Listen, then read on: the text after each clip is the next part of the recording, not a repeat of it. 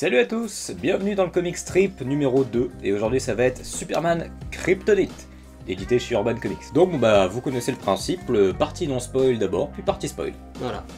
Alors pour un rapide synopsis du Superman Kryptonite, on a affaire à un Superman qui est là depuis à peine quelques mois, Superman débutant, qui donc opère à Metropolis, et on va suivre ses aventures qui vont être un peu malmenées, par l'apparition notamment de la Kryptonite, hein, c'est pas un spoil, c'est dans le nom. Et on va aussi voir Lex en parallèle. Et un nouveau personnage. Et un nouveau personnage qui est assez intriguant. Voilà. On n'en dira pas plus pour le synopsis parce que sinon ça serait vous spoiler. C'est ça. Et donc là on va juste vous parler de tout ce que nous on a aimé sans spoiler et tous ces trucs là, histoire de vous donner en fait lâcher de façon, là on peut le dire instantanément, c'est excellent. Oui, voilà. C'est vraiment, on est sur le genre de lecture où on n'a pas réussi à trouver vraiment de défauts, de gros défauts. Points négatifs, ouais. C'est tellement bien écrit, bien dessiné tout ça. Alors, on peut parler des dessins maintenant.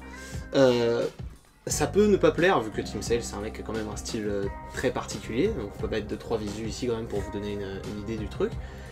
Mais dans l'histoire, déjà d'une, ça colle parfaitement, en plus de ça, je trouve que c'est excellent comme style de dessin, et en plus de ça, là c'est un côté très doux et tout qui va très bien à Superman. C'est ça. Donc si ça vous plaît comme dessin, foncez, c'est parfait quoi. Il fait sûr qu'il fait une gueule un peu chelou au Superman, dans la mesure où il lui fait une espèce de gueule un peu bouffi. Ouais, il lui fait une gueule de bouffi, il le fait faire 4 mètres, vraiment. Il fait vraiment 2 mètres, ce qui donne un côté géant, attachant. Un côté vraiment attachant avec Superman. Il y a des images par exemple où il est avec Martha et Jonathan Kent, où il est immense par rapport à eux, qu'il les tient dans leurs bras, enfin dans ses bras, et c'est beau en fait, c'est juste méga poétique, ça fait vraiment Hercule.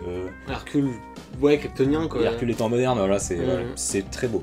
Pour ce qui est de l'écriture, pour le coup, c'est Darwyn Cooke qui est au scénario, donc Darwyn Cooke, immense star, donc le regretté Darwyn Cooke déjà, parce que vous avez sans doute déjà vu, je pense peut-être ses dessins, qu'on pourrait rapprocher un peu d'un Bruce Timm. Là il est au scénar, et Darwyn Cooke qui est au scénar, c'est de la poésie vraiment.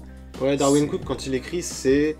Le gars essaye de t'embarquer dans quelque chose, et il va te prendre par les sentiments, vraiment, il va... Mais sans pour autant jouer le tire-larme, il va vraiment juste t'attacher au personnage de la meilleure des manières. Le gars sait vraiment faire ça à merveille. Et moi j'adore cet auteur, vous pouvez notamment lire des trucs comme Minutemen aussi qui sont ouf dans ce qu'il a écrit. Minutemen, New Frontier, ouais. Justice League New Frontier, qui est un chef-d'œuvre, personnellement j'aimerais beaucoup en parler. Il avait écrit des trucs aussi sur Green Lantern qui étaient géniaux.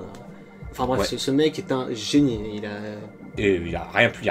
Il a une très grande place dans notre cœur quoi. C'est ça. Un point positif en non-spoil qui est très bien noté, c'est que la lecture se fait très facilement. Ça, franchement, le bouquin est composé de 6 chapitres, si je dis pas de conneries, 5 ou 6. Vous payez ça 15 balles. Et autre chose aussi, donc si jamais vous êtes un lecteur qui veut débuter dans les aventures Superman, n'hésitez pas à foncer sur ça. C'est un one shot, il n'y a pas de continuité ou quoi à lire, et tout est placé. C'est un Superman débutant, donc en plus... Alors, c'est une histoire particulière aussi, ça dépend de la vision que vous avez de Superman aussi. C'est-à-dire que si vous avez des trucs comme Man of Steel ou tout ce genre de trucs là, c'est très différent parce qu'on a quelque chose de très space. Hein, on est vraiment dans du Superman très comic book, je dirais, avec une histoire, je dirais pas tirée par les cheveux, mais... osée. Ouais, très osée, ouais. Mais bref, c'est tout pour la partie non spoil. Alors, partie spoil maintenant, donc on va attaquer avec les points négatifs qui sont vides. Voilà, c'est-à-dire qu'en fait, à la base, on avait prévu de dire des trucs, donc dans les comic strips en général, c'est la formule, voilà, point négatif, point positif. Voilà, sauf que là, on s'est concerté, on s'est dit, trouvons des points négatifs, puis on a réfléchi, puis on a regardé dans le bouquin, on a fait... Y a rien. En fait, nous, personnellement, donc après, c'est comme tout et n'importe quoi, c'est notre avis personnel, mais nous, on n'a vraiment rien à lui reprocher à ce livre, tellement il est... beau en fait, il est parfait. Alors il y a des trucs sans doute que les autres gens pourraient reprocher. Je pense que certains pourraient avoir du mal avec le graphisme, enfin le dessin de Superman qui tire des gueules parfois très space aussi. Et puis même l'histoire, je pense que t'en as qui vont pas trop aimer. Tu vois, il y a le côté, là on est dans les spoils, on peut clairement spoiler. Tu vois, t'as Superman qui ressort d'un volcan comme une espèce de démon qui crache du feu. Il dit qu'il a fait peur à des habitants et tout, t'en as beaucoup qui voient Superman comme un signe du ciel, et faire ça dans ce sens-là, c'est très space. Moi je trouve ça génial. Je pense qu'on va pouvoir rentrer très rapidement dans les points de toute façon, il n'y a rien à dire. Donc là, on attège les points négatifs parce que y a rien, et on a vraiment plus de choses positives à dire sur le bouquin. Il y a tout positif quoi. C'est ça, et ça fait partie de ce genre de lecture parfaite. Les visuels de Tim Sale qui est un peu différent de son style de base, parce que normalement il fait beaucoup plus des traits beaucoup plus fins, un ancrage beaucoup plus fin. On peut vous mettre des comparatifs. Et oui, par exemple avec Superman, l'autre histoire qu'il avait écrite avec Jeff Loeb. Là pour le coup, un trait un peu plus fat, un peu plus gros, un peu plus épais, proche d'un Darwin Cook, comme il dit dans les bonus, que pour le coup que Lois Lane il s'est beaucoup inspiré de comment Darwin Cook l'a dessiné. Même le fait qu'il fasse beaucoup plus de parties noires sur le costume par exemple de Superman et tout, moi je trouve qu'il y a un côté, ça lui rend un côté presque un peu cartoon. Bien sûr. Très Tex Avery dans le côté un peu grosse plume et tout. T'as notamment Lex Luthor aussi qui a une gueule un peu bouffi et qui fait très méchant, pas content.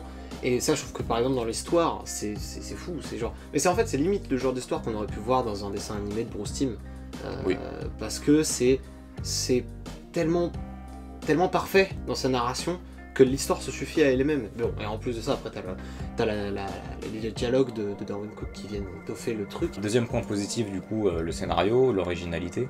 C'est-à-dire que clairement la fin, le plot twist de fin avec ce qui s'avère, donc la Kryptonite qui, au début on se dit oula elle part, la machin. La Kryptonite parle, ouais, c'est quoi Ça s'avère être donc un personnage, donc pont sous les eaux. En VF, je sais pas comment il s'appelle en VO.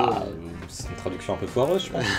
Le mec t'explique qu'en plus c'est un historien, qu'il n'a pas agi à l'explosion de Krypton parce qu'ils sont tellement au-dessus, c'est vraiment une race supérieure. Les gars c'était pas leur taf quoi. Et moi je trouve que coller ça à Superman, ce genre d'être... C'est très intéressant par rapport aux origines de Superman, c'est-à-dire que du coup, vu qu'il n'a aucune idée de s'il est kryptonien ou pas, ou même de ce que c'est que Krypton, il va le découvrir en direct live, et voir la mort de ses parents sous ses yeux, et c'est un moment qui est vraiment poignant dans le bouquin. C'est un moment, moi perso, quand je l'ai lu, ça m'a, c'est ce qu'on disait tout à l'heure, c'est limite s'il n'y a pas la petite Michette qui vient te tatouiller, parce que Darwin Cook, il arrive à prendre tout le côté humain du gars. C'est fou. Et en plus, ce qui est génial, moi, ce que je trouve parfait avec comment il écrit Superman, c'est la manière dont il va fouiller le côté imparfait du gars. C'est-à-dire qu'il va aller te chercher, le mec il a peur tout le temps quand il fait ses missions. Bien sûr. Le gars il sait pas vraiment jusqu'où il est invincible. Non, et alors ça... C'est quelque chose qu'on voit pas assez malheureusement. Ça fait partie d'un gros point positif pour moi, vraiment quand je l'ai lu j'ai fait mais c'est une idée de bâtard quoi. Ouais. Le fait que... Parce que Superman est un humain mine de rien, il a grandi comme un humain et machin, et... Il a beau être invincible, il en sait rien, je veux dire, est-ce qu'il est invincible de l'intérieur? Est-ce que c'est sa peau qui est super forte? Et le foutre dans un volcan. Et le foutre dans un volcan en train de cracher du sang et avoir peur limite de respirer, il le dit qu'il respirait plus que de la lave. Ah, quelle horreur! Tu te mets à sa place, en plus, t'as la pression, t'as le stress, c'est tellement bien écrit en plus que t'es à fond dedans.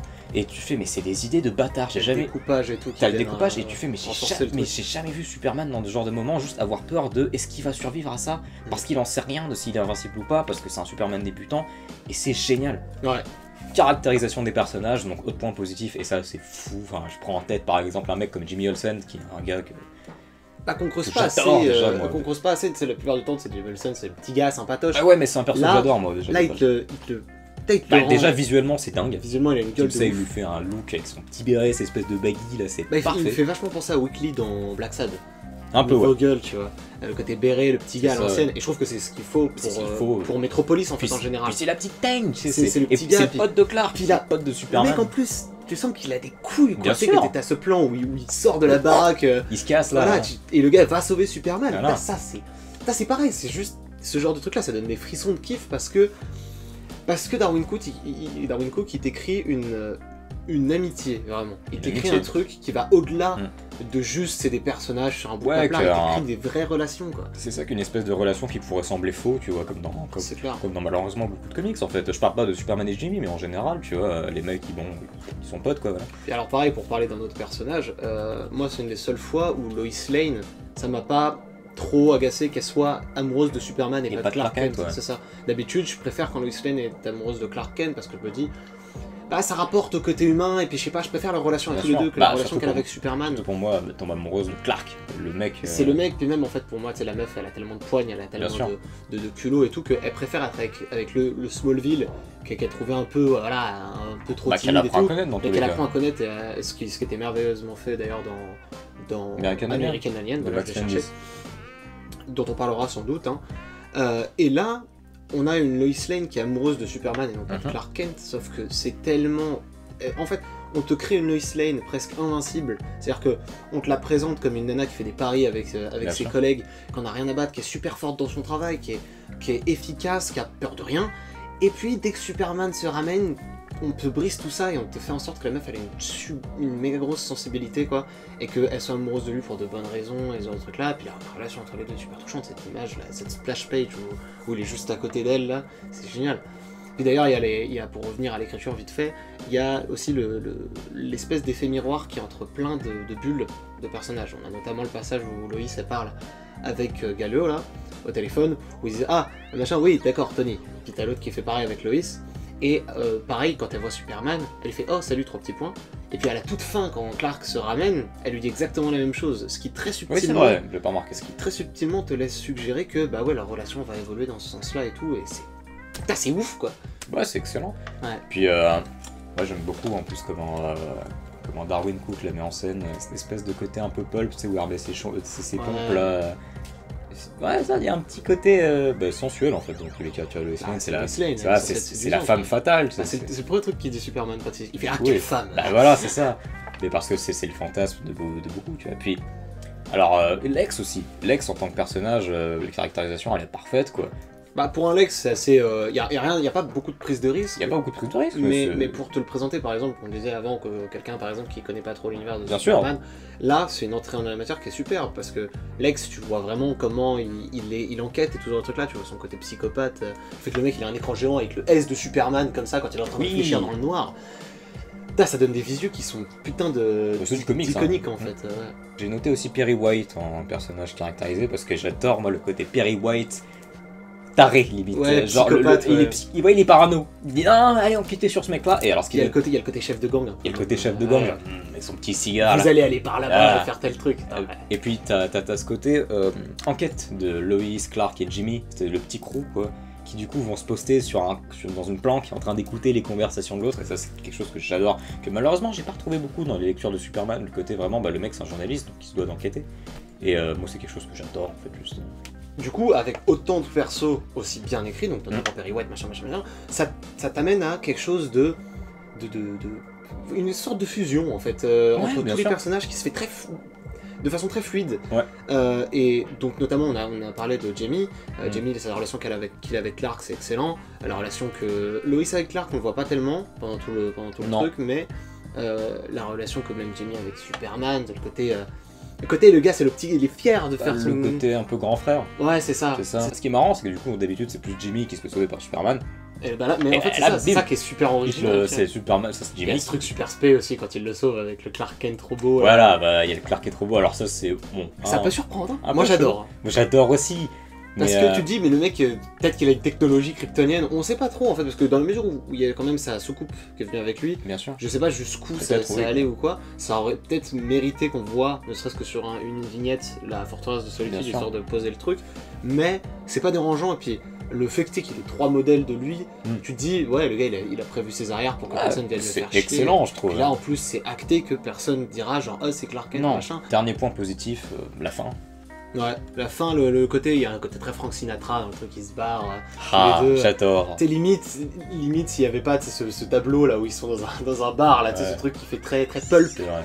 Et ouais, cette fin, elle est subtile en fait, c'est ce que je disais tout à l'heure, c'est que juste rapport même aux bulles qui s'échangent, le fait que enfin Clark prenne un peu plus confiance en lui en tant que Clark et pas Superman, parce que le côté Superman, je le vois un peu pendant tout le bouquin, le mec il est très à l'aise. C'est facile. C'est ça, il est très à l'aise en tant que Superman, il se pose quand même plein de questions. Mais genre, le mec est très heureux quand il se rend compte qu'il a des faiblesses, parce qu'il se dit putain, ça fait de moi un humain quoi. Je suis beaucoup plus humain. Et tu vois que le mec il est bon à l'intérieur, mais genre à donf.